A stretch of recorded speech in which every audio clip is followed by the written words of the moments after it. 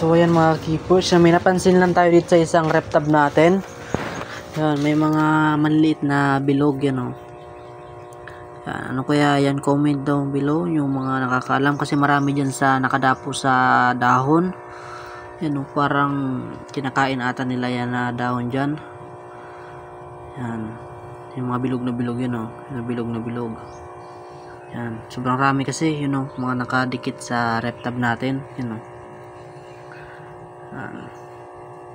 Posible bang magkasakit yung isda natin dyan? Yun o, kita natin yung isa yun dyan o, sobrang dami dito. Yun o, mga bilog sila, ang itsura nila mga maliit na bilog pero matigas kapag pinipiris. Yan, ano kaya yung ito natin dito, ito, yun o, yan mga bilog, sobrang rami nakadikit sa gilid ng rep tab natin.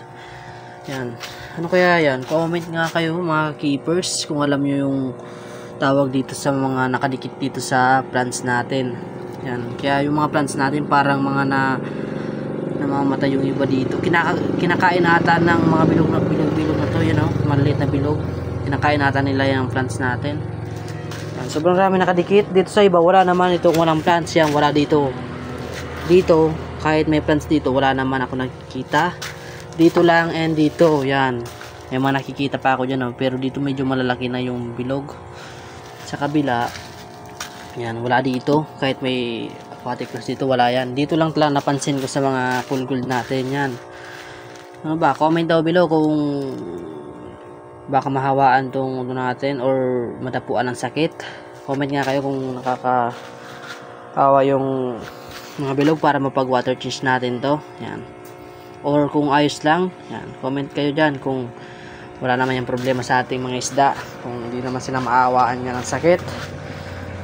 Yan, kapag piniris mo yung mga maliliit, yan, sobrang tigas. Gumagalaw nga yung iba sa gilid. Yan, sobrang liliit lang nila pero yan, nakadapo lang sila sa plants natin. Yan yung plants natin oh, yung mga nakadapo ng mga bilog. Yan, happy fish keeping.